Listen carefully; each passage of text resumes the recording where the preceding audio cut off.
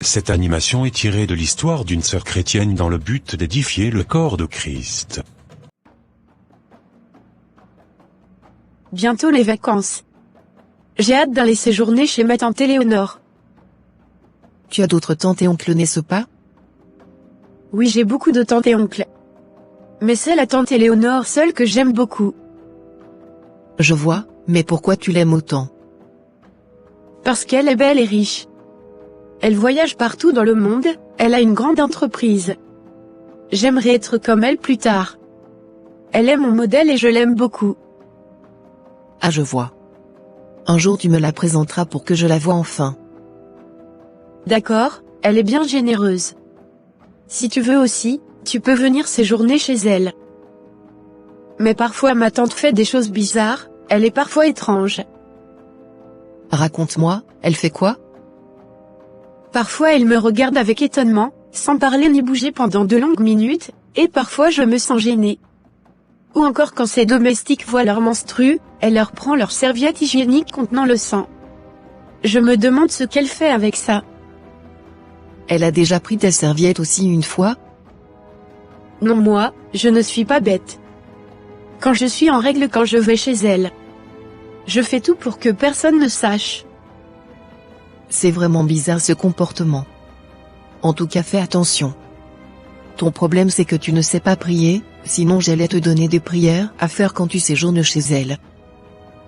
Moi je n'ai pas besoin de prière. Et même si ma tante fait des choses bizarres parfois, je sais qu'elle est une bonne personne. J'ai totalement confiance en elle. Dans la nuit à minuit. Ma nièce viendra chez moi dans quelques semaines.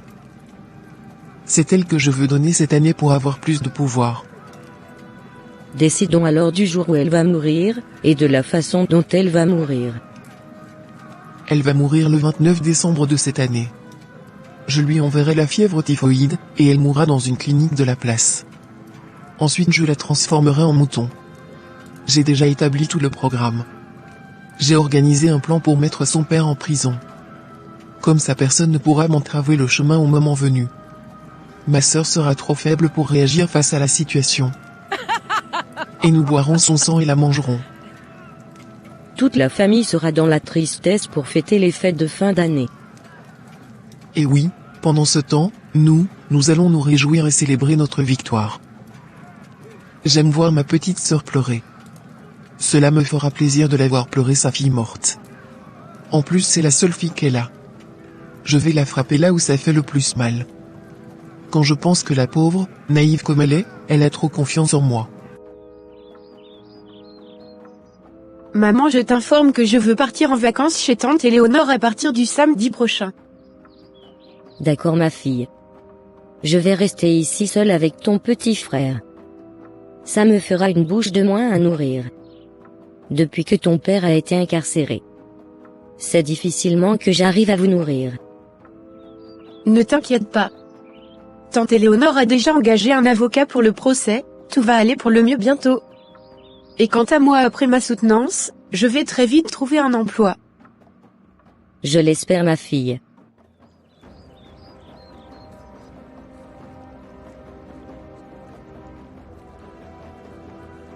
Comment ça va ma sœur? Je vois que tu as beaucoup maigri.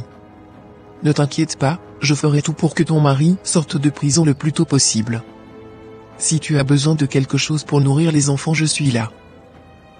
Merci grande sœur d'être toujours là pour moi. Ça peut aller.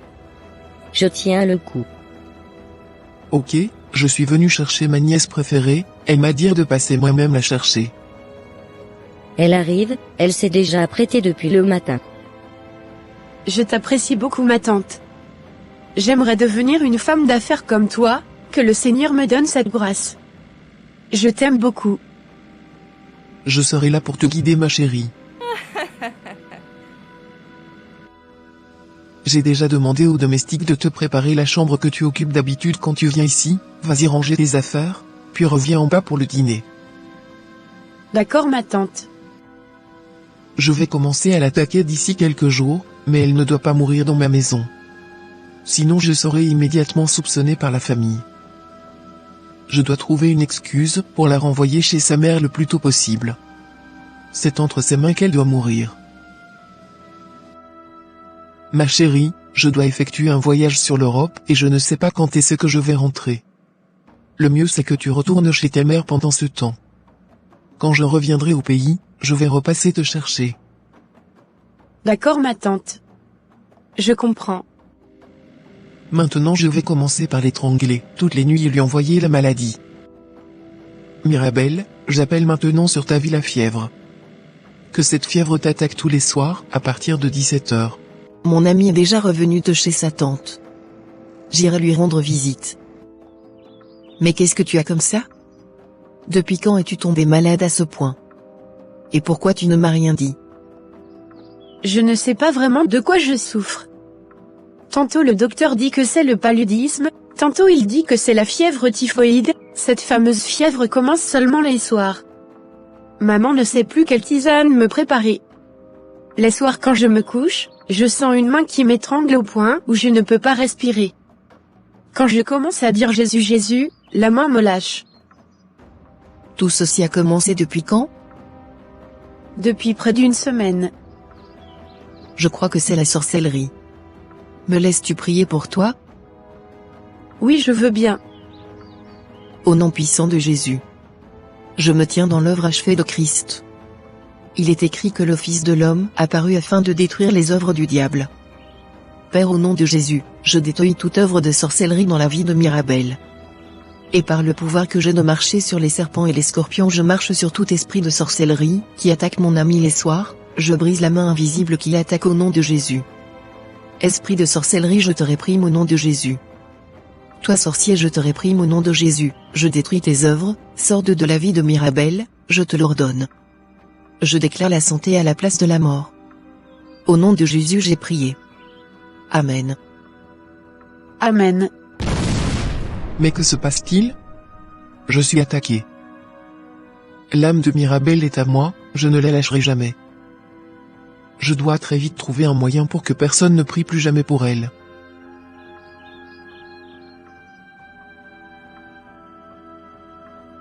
Bon, je dois partir.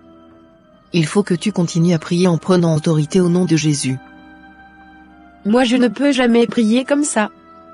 Je n'ai pas encore la foi et l'audace nécessaires pour faire de telles prières. Si je le fais, les sorciers vont me tuer.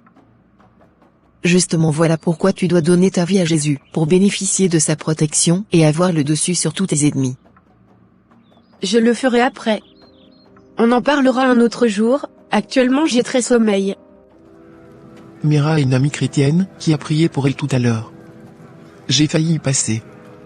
Comment je peux faire pour empêcher qu'elle ne prie plus pour elle? C'est simple, éloigne-les, fais tout pour que son ami ne lui rende plus visite par orgueil. Ok, je vois déjà quoi faire. C'est toujours toi qui vas chez Mirabelle. Mais elle par contre ne vient jamais chez toi. Elle ne se soucie pas de toi, comme toi à son égard. Oublie-la et va chez d'autres amis. Je ne vais plus aller chez Mira. Depuis près de 6 mois, elle n'est jamais venue chez moi. Ce n'est pas juste. Je vais plutôt aller chez Obiel pour bavarder un peu. Quand Mirabelle sera guérie, on pourra recommencer à se voir. C'est ainsi que par orgueil, Iris a cessé de rendre visite à Mirabelle. 6 mois après.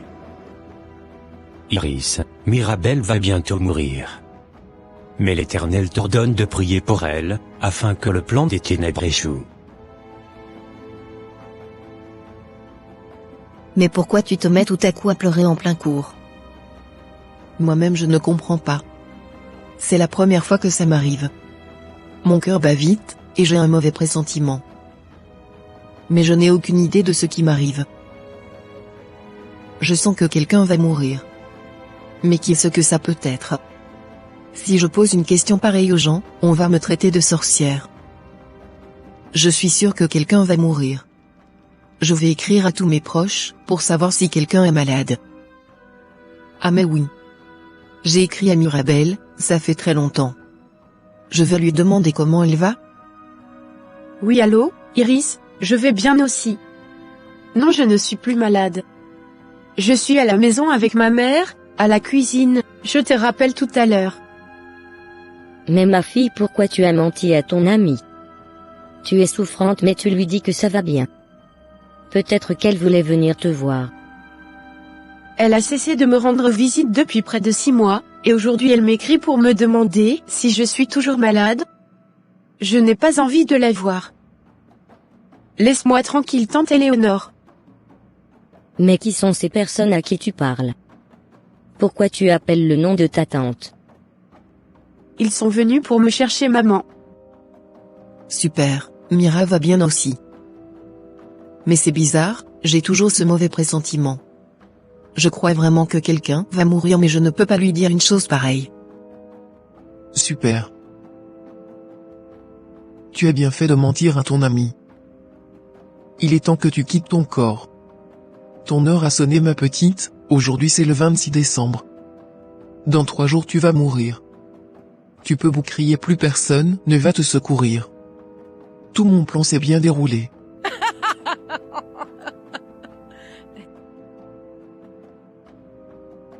Trois jours après. C'est pas vrai. Tu as quoi? Je viens de voir sur le statut de nos amis que Mirabelle est morte. Ils ont posté les photos dans les environs de 11 heures. Dis-moi que ce n'est pas vrai. C'est ma faute. J'aurais pu empêcher cela. Je comprends maintenant pourquoi depuis 2 semaines j'avais ce mauvais pressentiment. Je lui ai écrit il y a 3 jours et elle m'a dit que tout allait bien. Elle m'a donc menti. Mais pourquoi je n'ai pas questionné le Saint-Esprit? Il m'a envoyé beaucoup de signaux. Mais j'ai tout ignoré, et pourquoi elle aussi m'a menti? Je me sens coupable. Ô Seigneur, pardonne-moi. J'ai failli à la mission que tu m'as confiée dans la vie de Mirabelle.